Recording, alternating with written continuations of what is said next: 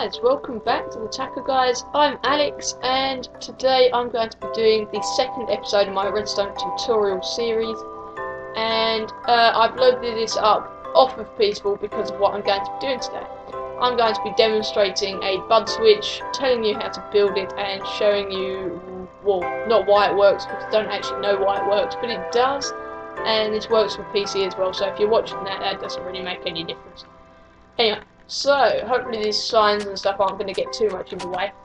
To build a bud switch, it's not actually that hard. You're just going to need some redstone, a sticky piston, some redstone torches, some repeaters, say, and blocks. Blocks are very important. We'll use some gold or butter, whatever you want to call it. And I'm going to need a dispenser, say. I'm also going to need a stack of creeper eggs or something like that. I'm going to need some diamond ore, and maybe some normal stone as well, but that might come in later anyway.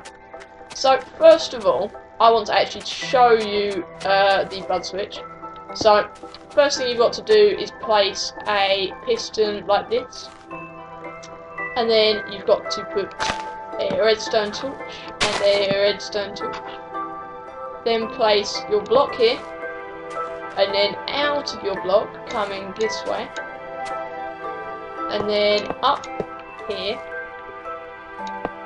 like this. It doesn't have to be gold, by the way. If you're doing this on survival, it does take a whole lot less resources than what I'm letting out. Anyway, so there you go. That is a bud switch, I think. I think I built it right. So then, if you update the block, now let's do this again. It's just got to go out like that, and then update. Yeah, that's it. Okay, so make sure that you've got a repeater coming out of the block when you do this. So now every time that you update the piston, it's going to pulse out one, and that's what's going to send out the signal from this block. So like I say, if this here then has a piston on it, every time you say update the block, that piston is going to send a 1/6 pulse up. So you can see that that pulses up really fast every time that I tick this repeater.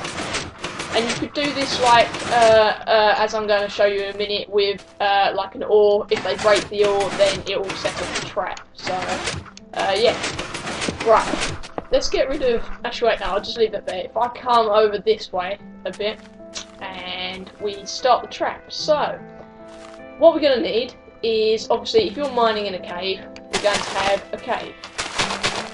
And if you've got a friend's world, or something, not friend's world, your own world, and it's a survival world, you could use this kind of troll that if you load this up on creative and haven't told them, you could build a trap, tell them to go mining in a cave.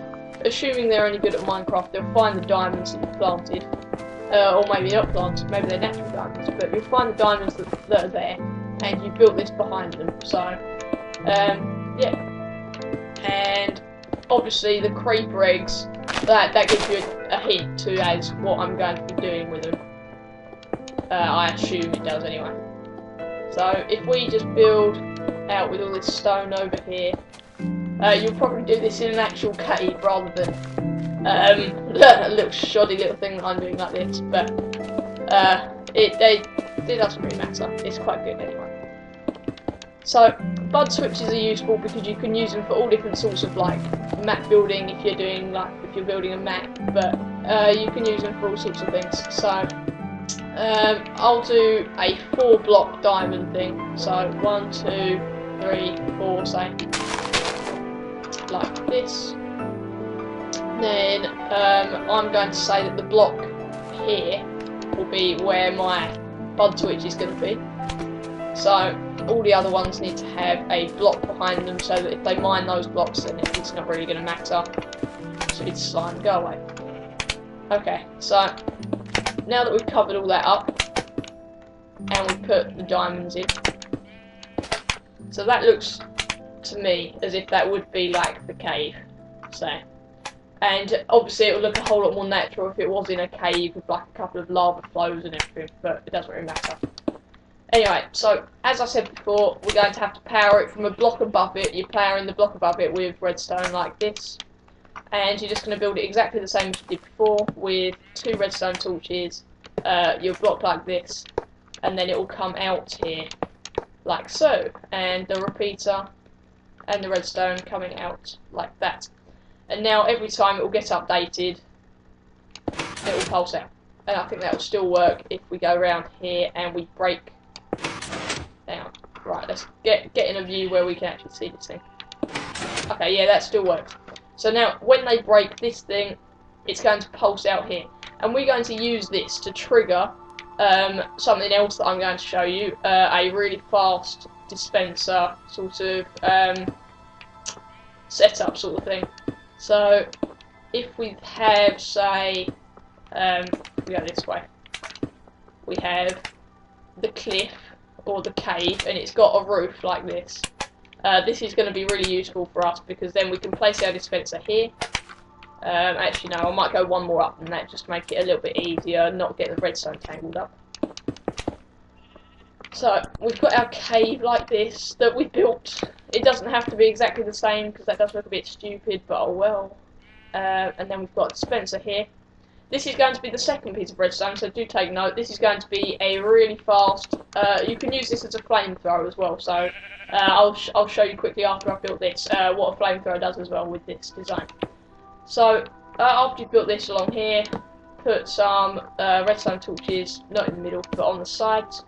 Redstone like this, down the end, like so. And then just place something like a redstone torch on the end, and then a redstone repeater on top there. So now, when this gets comes along here, we need to trigger a piston to push up on that block. So if we get, say, this, and then just place a block on it, that's going to work. So we then have this redstone over here. So now, when this gets updated, this will pulse out, and it will hit this redstone torch.